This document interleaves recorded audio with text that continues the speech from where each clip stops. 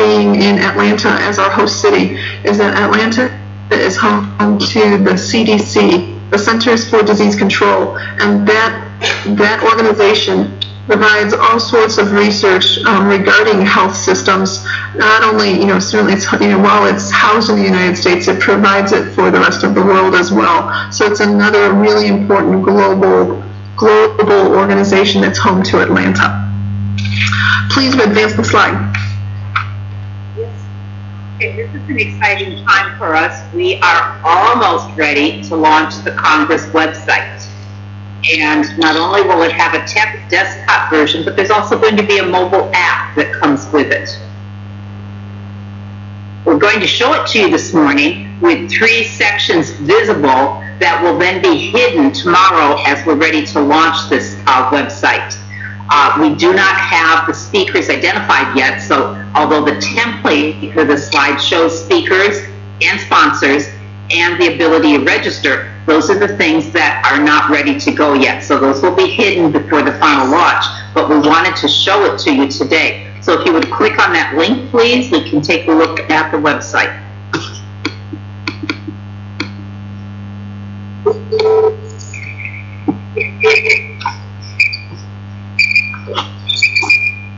Let me know when you're there. Yeah, there.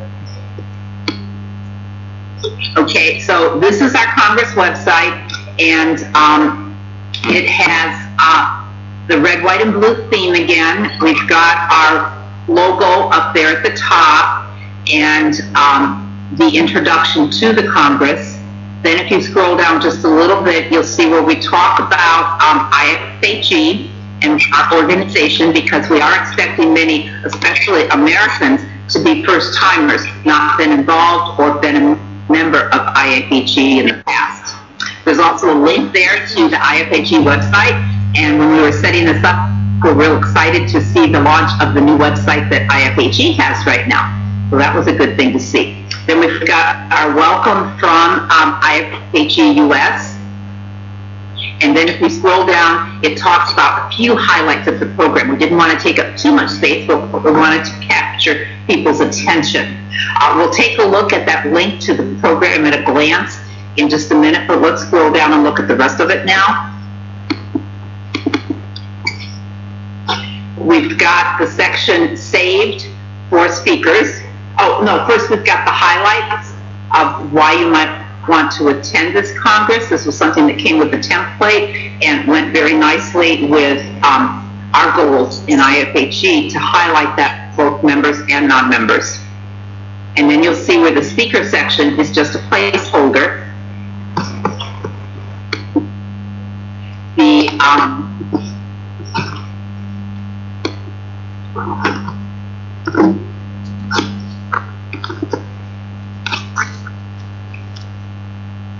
I forgot when we were scrolling down to highlight the dates. I'm having technical problem right now, and I'm doing this from memory. I can't see the website. Step in if I something. But next is the section about the hotel, and there are 3 links that are live there. One of them sends you to more information about the hotel, and the other 2 links send you to more information about Atlanta.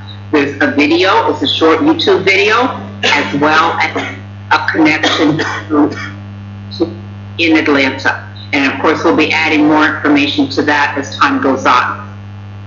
And if you go down to the bottom of the website, that is where we see a synopsis of where, when, and who to contact if you have questions. So we've got the date in there, we've got the location again, including driving directions for those who are coming by automobile. And if you click on Janine and my name, it goes right to an email that you can send to us with any question that someone might have. Remember that the picture button that you saw at the top and down here at the bottom as well will be hidden until registration goes live in 2019. So the important dates, we're back there in the middle section. I skipped over that, but you've seen that before, and we want to keep that very prominent in minds of our members and prospective attendees. So now if we scroll back up again, and there's 2 places where you can go and get that program at a glance. You can either get it in script up there in the top third of the screen, or you can go all the way up to the bar at the top of the page where you're able to click on that.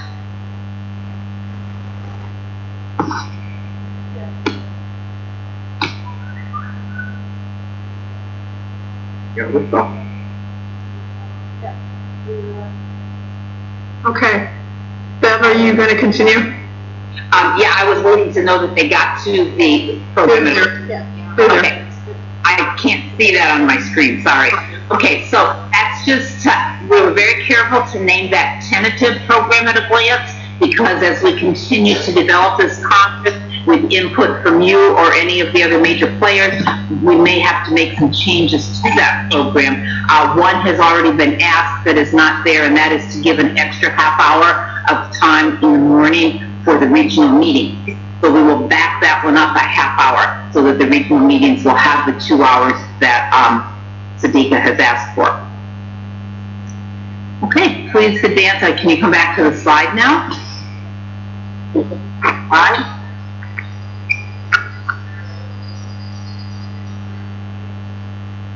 Okay, so just like on the website, we wanted to make sure that we alerted all of you to the important dates in terms of when we can expect additional information coming. So in July of 18, we know that we're needing to have the registration information announced.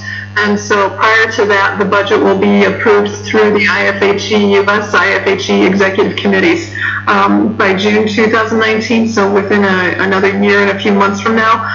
The abstract submission will open for both research and best practices.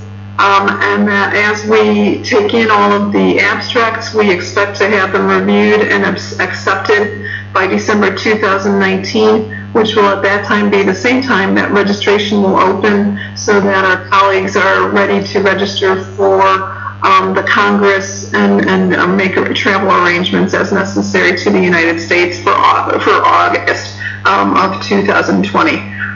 As we talked with the executive committee, one of their recommendations was to make sure that we put to our immigration, the United States Immigration Office on the website, and so that's an additional change to the website that we will need to be making. And so just, those are those tentative dates. Let's go ahead and advance the slide. We thank you for giving us the opportunity to share about the plans that are unfolding for the World Congress, and we wanted to open it up to see if there's any questions or discussion.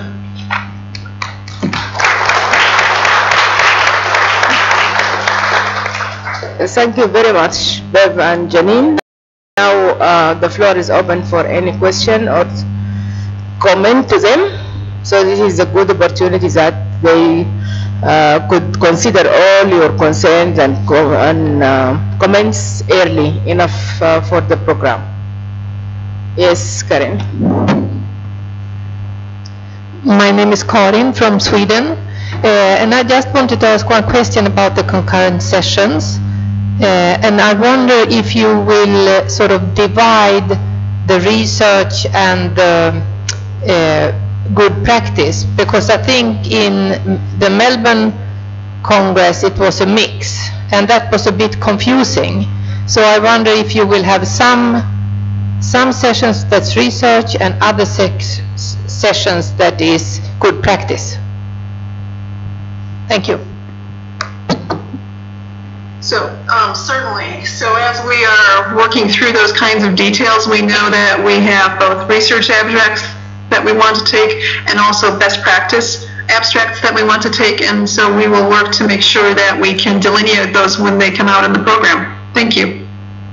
Thanks. Yes.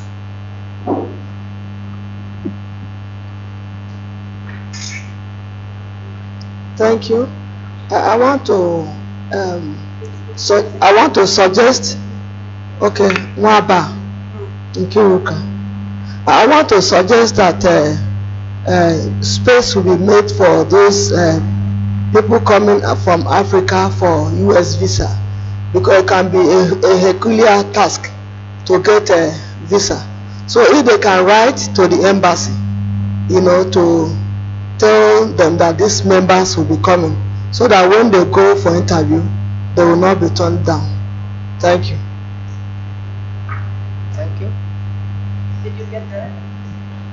You did not. Could you help us? Yes, I think she said our concern is the visa issue. Especially for African countries, sometimes it's difficult for them to get visa to the US. So if the Congress Organizing Committee can write to the embassies, the US embassies in Africa, in the places where members they want to come, to let them know that these people are coming for this Congress, so they can facilitate the issues of the visa. Thank you. When we spoke with the executive committee on Monday, one of the requests that I had forgotten to mention was that we were asked to draft letters that could go to the embassies to be able to inform the various countries about the Congress and the invitation that we are extending from the United States for our colleagues from around the world, especially Africa, to be able to attend the summit. I'm sorry, the Congress. Okay, yes, Patricia.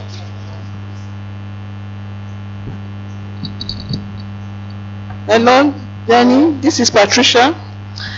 We are asking for space for workshop from your program. We didn't see any space during your concurrent section. If you can grant an hour space for program committees who wants to have workshop during the Congress, you may need to adjust your program to accommodate that. Some program committees want to, yeah. It can run concurrently, but in different rooms. What I heard was a request for workshop space. Yes. For the program committees. Yeah, within the concurrent sessions, there will be the research and abstracts, and then I would have to imagine that one of the additional things that we'll need to do is that if there are workshops specific that are of interest for our colleagues to present and to share, then that's something that we need to accommodate as well. And you'll notice that on the broad schedule that we shared with you, we anticipate that within the concurrent sessions where there are 84 slots, those slots are going to also include space for workshops and for symposium. Okay, thank you. My next question is on behalf of the African region. You know, we are developing countries. America is so far from our region. The cost of flight ticket will be too expensive. So we'll be seeking sponsors. If there are ministries in America that are willing to sponsor the developing nations to enable us attend that Congress, it will increase the delegates membership that will be willing to come, because not every member will be able to afford that flight ticket to come to America. If there are some parts of the fees that you could get people to help us sponsor it so that a majority of us can come, it will be nice. We'll appreciate it. Korea did that for us, and they will be happy if America can multiply it by 2. Thank you. Okay, did you get her request? My request is for colleagues coming out of Africa. Yeah. Because of the extended cost. What I can tell you is that part of our committee structure is our development committee, and we have already begun thinking about how we're going to fundraise for those kinds of grants to support colleagues who are in need. So it's on our radar. Thank you. Yes, Sure.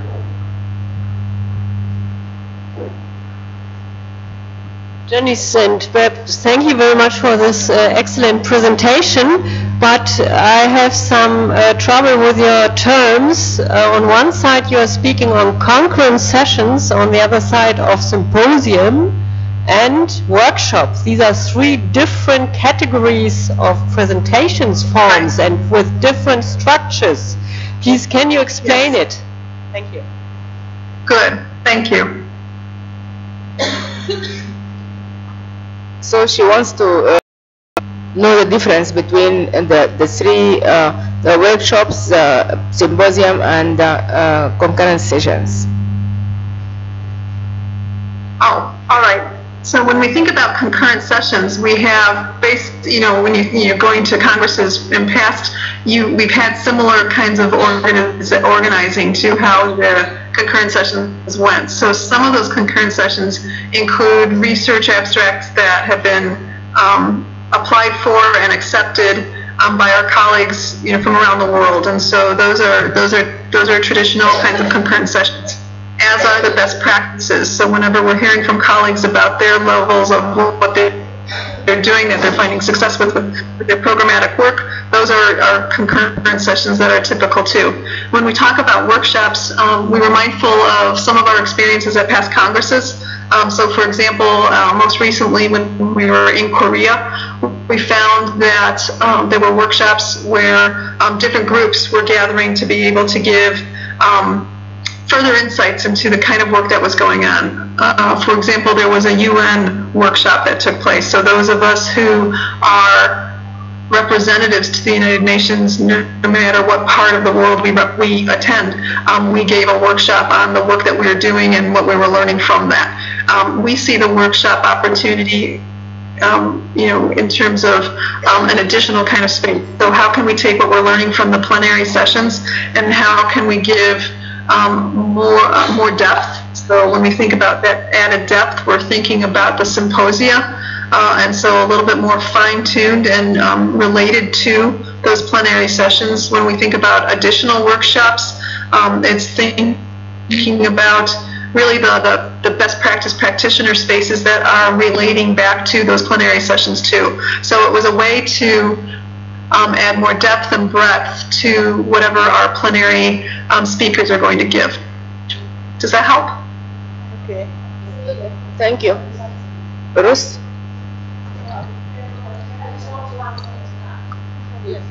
If I can just add a small note to the response and to Uta, I think it's actually a language issue, because in English, concurrent sessions simply means sessions that happen at the same time. It doesn't define a session.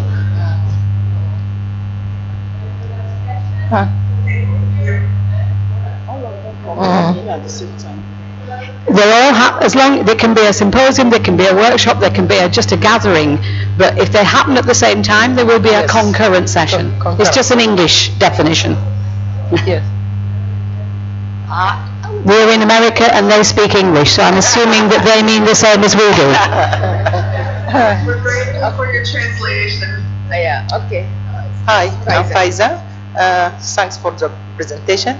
If I want to add, returning back to the themes, to the systems, I have a suggestion that in case of instead of writing civil and human rights, you can write it civil, human rights, and globalization, because this will include the cultural heritage. It's a very important element for the sustainability,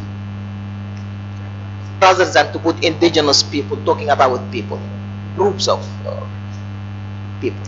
You got me? So, have you got what she has said? We haven't. It was breaking up a little bit. Could you help? The civil society, you write civil and human rights. I suggest to be put like this: civil, human rights, and cultural heritage, or globalization, because in this respect, the cultural heritage will be included, which is very important element for the sustainability. Yeah, she's suggesting the use, instead of using civil, human rights, and to be civil, human rights, and globalization. So that will take everything under it. I don't think they got it. We're too many in between. Right, we haven't yet. It sounded like you said rather than using civil rights, to use civil and human rights and globalization. And globalization. That's her suggestion. Yeah. Thank you. Okay. Assalamu alaikum, I'm Sumaya from Sudan. Please, if you go back to the proposed program model, on the top of this model, you wrote that science and technology integrated throughout. It is written there, science and technology go throughout the inside the net or the outside the net. Because outside the net you have human and political system, economical system, environmental system, health system.